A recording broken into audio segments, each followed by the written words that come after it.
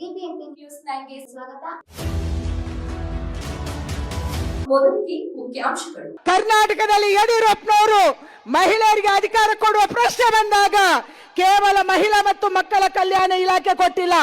ಮೊದಲ ಬಾರಿಗೆ MLA ಆಗಿದ್ದಂತ ನನ್ನನ್ನು ಅತ್ಯಂತ ಹಳ್ಳಿಯಿಂದ ಹಿಂದುಳಿದ ಪ್ರದೇಶದಿಂದ ಬಂದ ನನ್ನನ್ನ ಗ್ರಾಮೀಣಾಭಿವೃದ್ಧಿ ಮತ್ತು ಇಂಧನ ಇಲಾಖೆ ಕೊಟ್ಟು ನೀನು ಕೆಲಸ ಮಾಡುವಂತ ಮುಂದಕ್ಕೆ ಬಿಟ್ಟಿದ್ದಾರೆ. ಇದು ಭಾರತೀಯ ಜನತಾ ಪಾರ್ಟಿ, ಇದು ದೇಶದ ಮುಂದಿರುವಂತ ನಮ್ಮ ಶಕ್ತಿ, ಇದು ಭಾರತೀಯ ಜನತಾ ಪಾರ್ಟಿಯ ಸಮಾನತೆ.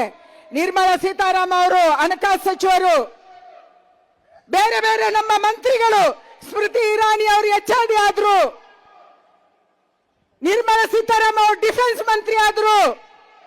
ನಮ್ಮನ್ನು ಯಾರನ್ನು ಕೂಡ ಮಹಿಳಾ ಮತ್ತು ಮಕ್ಕಳ ಕಲ್ಯಾಣ ಇಲಾಖೆಗೆ ಸೀಮಿತ ಮಾಡಲಿಲ್ಲ ನಮ್ಮ ಸರ್ಕಾರ. ನಮ್ಮ ನರೇಂದ್ರ ಮೋದಿ ಅವರು ಮಕ್ಕಳಿಗೆ ಶಿಕ್ಷಣ ಕೊಡಬೇಕು, ಹೆಣ್ಮಕ್ಳಿಗೆ ಶಿಕ್ಷಣ ಕೊಡಬೇಕು, ಹೆಣ್ಮಕ್ಳು ಆರ್ಥಿಕವಾಗಿ ಸದೃಢ ಆಗಬೇಕು. ಇದನ್ನ 10 ವರ್ಷ ಮಾಡಿ ಬಿಲ್ಡಪ್ ಮಾಡಿ ಮಹಿಳೆಯರನ್ನ ಬೆಳೆಸಿ ಈಗ ಮಹಿಳೆ ವಿಧಾನಸಭೆಗಳಲ್ಲಿ ಮತ್ತು ಲೋಕಸಭೆಯಲ್ಲಿ ನಿರ್ಣಯ ತಗೊಳ್ಳುವಂತ ಪ್ರಕ್ರಿಯೆಯಲ್ಲಿ ಬರ್ಬೇಕನ್ನುವಂತ ಯೋಜನೆಯನ್ನ ಮಾಡಿ ಈ ಬಿಲ್ಲನ್ನ ತಂದಿದ್ದಾರೆ.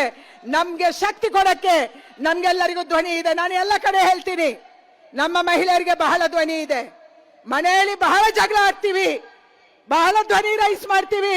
ಇಲ್ಲಿರುವಂತ ಎಲ್ಲ ಪುರುಷರಿಗೆ ಗೊತ್ತು ಮಹಿಳೆಯರಿಗೆ ಎಷ್ಟು ಧ್ವನಿ ಇದೆ ಅಂತೇಳಿ. ಅವರವರ ಮನೆಯಲ್ಲಿ ಕೂಡ ಧ್ವನಿ ಎತ್ತುವಂತ ಮಹಿಳೆಯರಿದ್ದಾರೆ.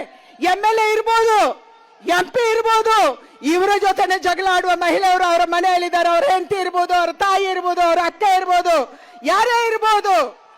ಹೌದಲ್ಲ, ಧ್ವನಿ ಇದೆ. ಆದ್ರೆ ಆ ಧ್ವನಿಗೆ ಶಕ್ತಿ ಬರುವುದು ಯಾವಾಗ ತಾಯಿ? ಆ ಧ್ವನಿಗೆ ಶಕ್ತಿ ಬರುವುದು ನಮ್ಗೆ ಶಿಕ್ಷಣ ಸಿಕ್ಕಾಗ.